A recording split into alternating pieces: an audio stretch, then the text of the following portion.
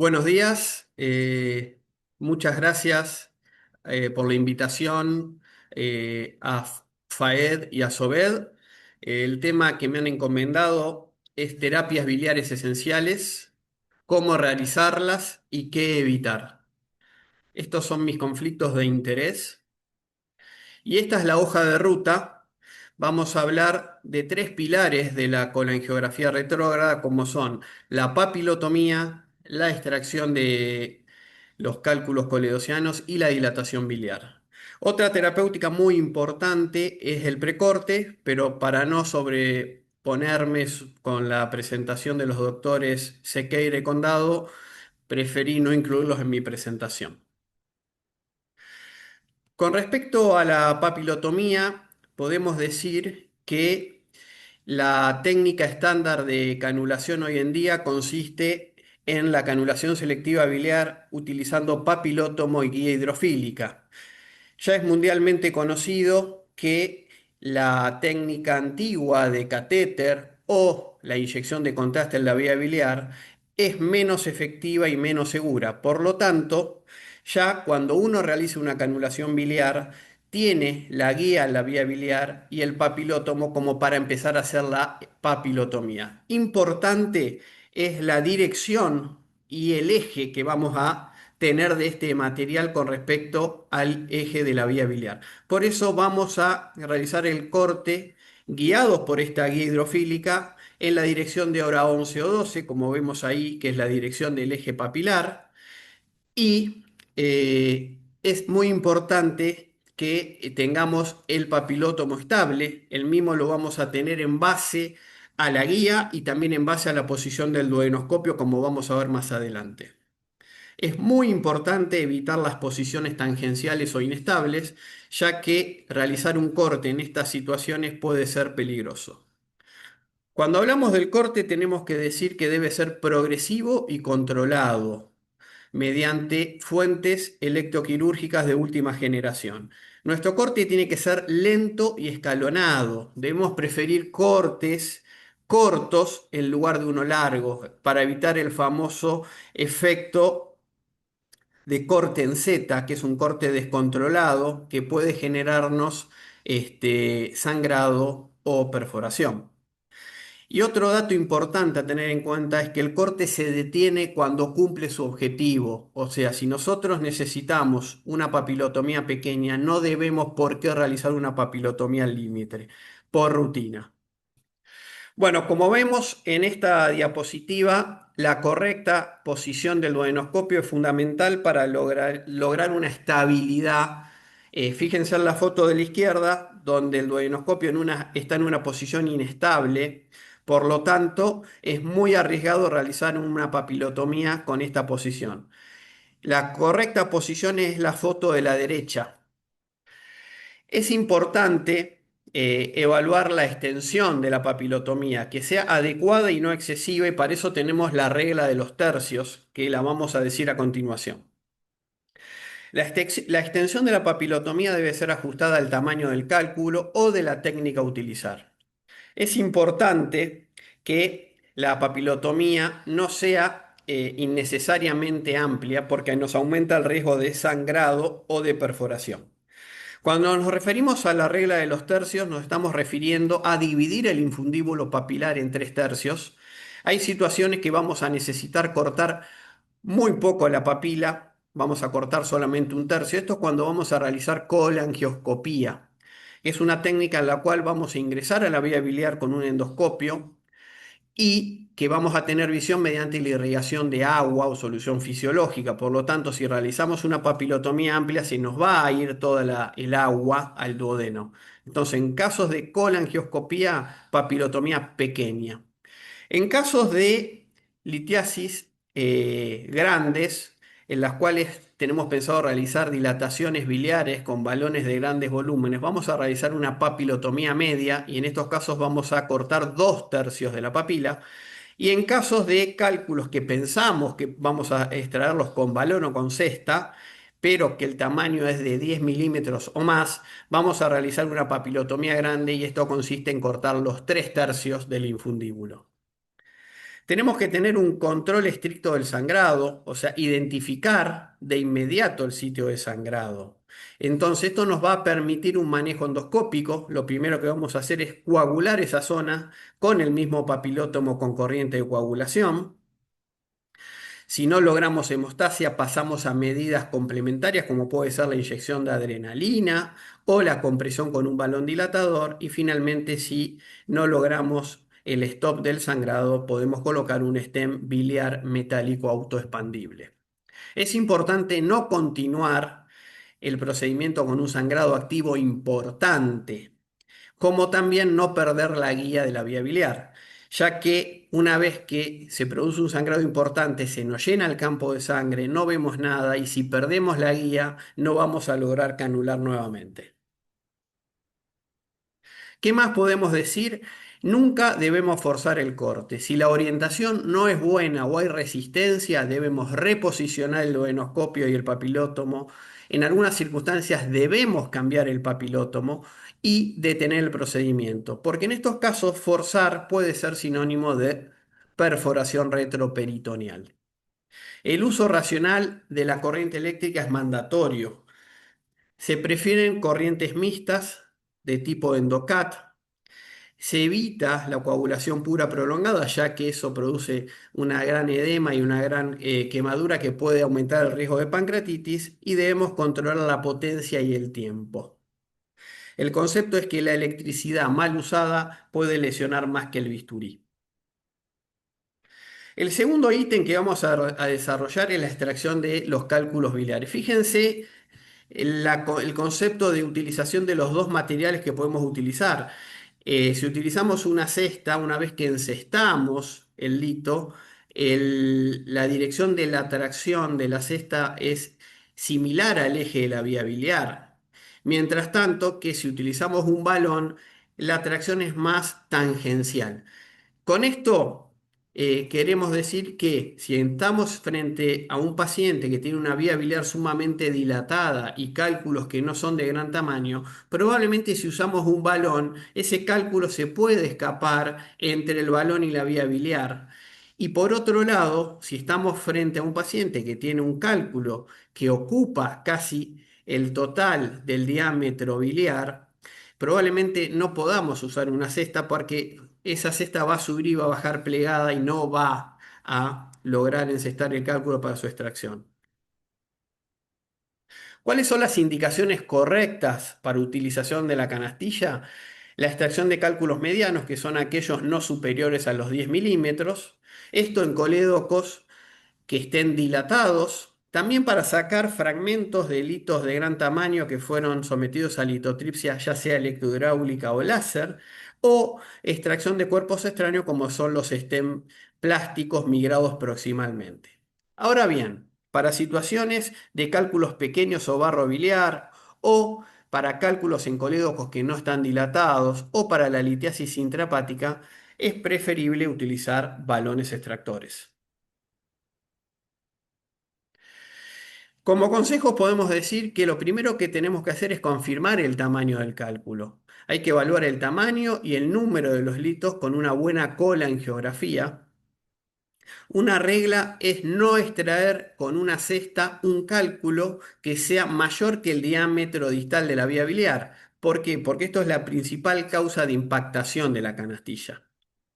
Siempre con una papilotomía adecuada. La papilotomía debe ser suficiente, como dijimos anteriormente, si vamos a utilizar la esfinteroplastia con balón de grandes volúmenes, no es necesario utilizar un papilótomo para realizar una papilotomía grande. Ahora, siempre debemos evitar usar una cesta sin una apertura adecuada del esfínter de Oddi. ¿Cuál es la técnica de apertura y de captura ideal?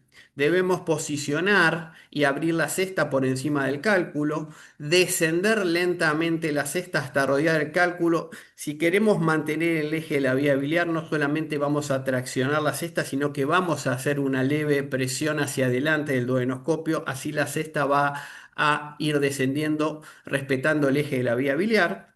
Debemos cerrar la cesta bajo control fluoroscópico y confirmar captura antes de traccionar.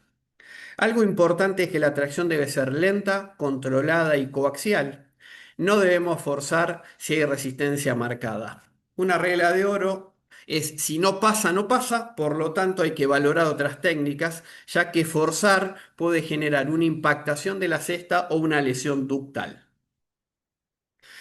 En los casos en los cuales los cálculos no pueden ser extraídos, vamos a tener que colocar un stent como procedimiento puente a otro tipo de resolución y obviamente para dejar drenada la vía biliar, ya que toda vía biliar ocupada que fue contrastada debe ser drenada correctamente para evitar la colangitis. Y estos son los pasos en la colocación del stent: la inserción del duodenoscopio a segunda porción duodenal, canulación de la vía biliar con papilotomo y guía.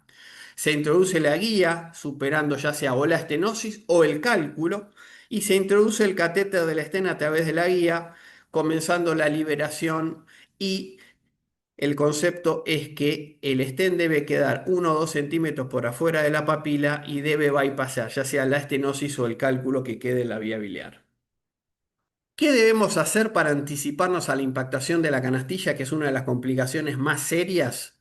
Por un lado, evaluar el tamaño del cálculo. Hay que tener precaución en los cálculos que son mayores a 15 milímetros. Probablemente tengamos que realizar una dilatación con balones de grandes volúmenes y utilizar o canastillas de litotripsia o catéter balón.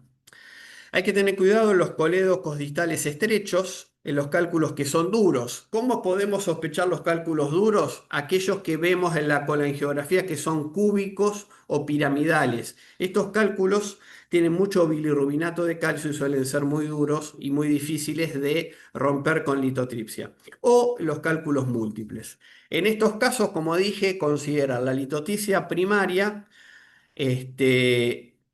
o ingresar con una cesta de litotripsia al inicio. Cuando hablamos de litotripsia primaria nos referimos a la utilización de colangioscopía con litotripsia electrohidráulica o láser. Ahora bien, si hicimos todo pero tuvimos una impactación, lo primero que tenemos que hacer es colocarnos un nuevo chip y mantener la calma.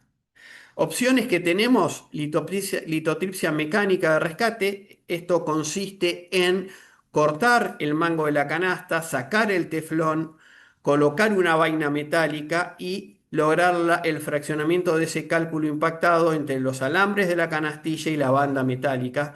A continuación les voy a mostrar un video. Otra opción es el corte del mango externo, como les dije. Otra opción es la litotripsia mecánica, que consiste en cortar el mango, cortar el teflón, ingresar en paralelo en el canal de trabajo del duodenoscopio al alambre de la canasta atascada con una canastilla de litotripsia y lograr encestar ese complejo canastilla-cálculo y realizar la litotripsia mecánica. La dilatación papilar con balones de grandes volúmenes es una opción. Acá tenemos que tener cuidado porque lo peor que puede pasar es complicar la complicación y que tengamos ruptura duodenal. La colangioscopía con litotripsia electrohidráulica es otra opción y el último recurso es la cirugía. Como concepto, siempre tener un litotriptor de emergencia disponible. Este es un ejemplo en el cual hemos tenido un atascamiento de la canastilla. Fíjense que ahí cortamos el mango, sacamos el teflón de la canastilla estándar y estamos colocando esa vaina metálica, y vamos a vamos a conectar el alambre a una canastilla, el litotriptor de Sogendra, como ven ahí, y vamos a generar la fragmentación de ese cálculo. ¿Qué podemos decir sobre el balón? Que para cálculos grandes, duros o impactados, preferir cesta o litotripsia. No intentar compensar con fuerza. Si tenemos el balón completamente insuflado y no viene, hay que tener precaución. ¿Por qué? Porque puede generar dolor o perforación. Nunca inflar a ciegas, siempre tenemos que tener con angiografía para ver a qué diámetro inflamos el balón. El balón se empuja, no se arrastra desde abajo, y considerar que los tironeos rápidos pueden generar dolor, sangrado o lesión papilar. Finalmente vamos a hablar sobre el tercer ítem de la presentación, que es la dilatación biliar.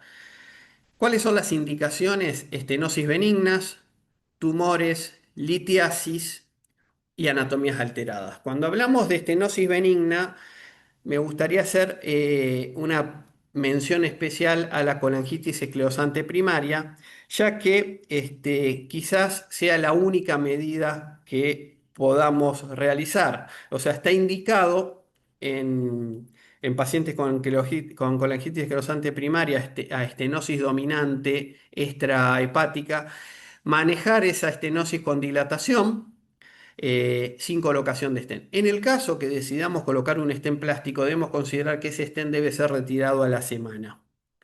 Eh, en los tumores hay que tratar de evidenciar bien el performance status del paciente y definir en qué situaciones vamos a colocar un stent plástico y en cuál es un metálico. Probablemente si utilicemos un stent metálico no necesitemos la dilatación. En los cálculos, como dijimos hoy, vamos a utilizarlo en los cálculos grandes y vamos a utilizar balones dilatadores de esófago, son aquellos superiores a los 12 milímetros, y puse anatomías alteradas porque muchas veces en las hepáticos Yeyuno anastomosis o en las Birlot 2 se pueden utilizar ya sea balones, endoscopios de visión frontal, como puede ser un colonoscopio, y si uno logra canular la vía biliar con un papilotomo rotable, ahí vamos a pasar a hacer una esfinteroplastia y no una esfinterotomía. Y en situaciones en las cuales realizamos con un duodenoscopio, la técnica del corte del esfínter es compleja porque o disponemos de un papilótomo de Birros 2 que prácticamente ya no hay en el mercado, o la técnica indica que debemos colocar un stent en la vía biliar con un cuchillo de precorte, realizar un corte usando como tutores stent desde la periferia hasta el stent biliar colocado y después extraer el stent biliar plástico para proceder a la instrumentación de la vía biliar. Por eso muchos centros utilizan directamente, una vez canulada la vía biliar, la dilatación con balones de grandes volúmenes de la papila. Cuando hablamos de dilatación con balones de grandes volúmenes, estamos hablando de utilizar balones de esófago en vía biliar. Son balones de 12 milímetros para arriba. ¿Cuándo lo vamos a utilizar? En cálculos grandes, son aquellos que miden más de 12 a 15 milímetros. En colédocos dilatados, esto marca el límite de la dilatación. O sea, ¿qué tipo de balón vamos a utilizar? El tamaño no depende del tamaño del cálculo, sino el tamaño de la vía biliar dilatada. Y básicamente vamos a utilizar esta técnica cuando falla la extracción con balón o canastilla. Ahora, ¿cuándo debemos evitar esta técnica? Cuando tenemos sospecha de estenosis distales, como por ejemplo las estenosis papilares tipo 2, que comprometen hasta 1 centímetro del colédoco, acá no debiéramos dilatar con este tipo de balones, debiéramos dilatar con balones biliares, que son de 8 o de 10 milímetros. Si realizamos una estricturotomía, o sea, realizar cortes radiados de esa estenosis fibrótica distal, o sea, esos cortes, al igual que en el esófago, permiten disipar la fuerza radial del balón en 2 o 3 puntos, podemos llegar a utilizar un balón de 12 milímetros. En colédocos no dilatados, en pancreatitis activa, cuando hacemos una esfínteropapilotomía amplia o en pacientes con coagulopatía no corregida. Este es el paso a paso de una dilatación con este tipo de balones. Vemos en la primera foto el afinamiento distal de la vía biliar. En la segunda foto vamos colocando el balón. En la tercera está dilatada. En la cuarta estamos ya encestando el cálculo y en la cuarta la vía biliar ya está indemne. Ahora, ¿qué podemos decir sobre los dilatadores de Sojendra, que son como Savary, pero biliares? Tienen indicaciones precisas en estenosis biliares que son muy fibróticas, ya sean benignas o malignas.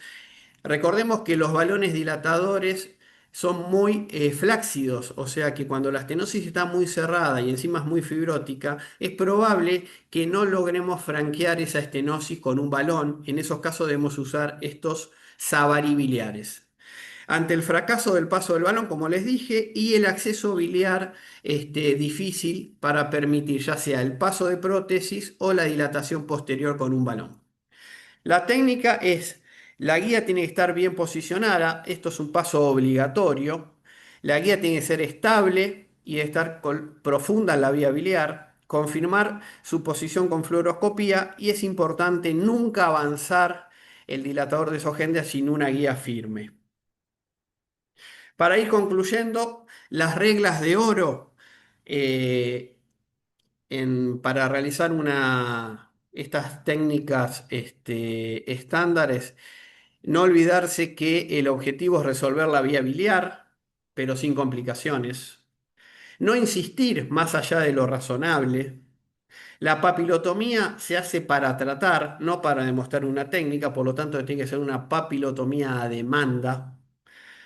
Es aceptable el drenaje transitorio cuando uno no resuelve la patología biliar mediante la utilización de un stent plástico.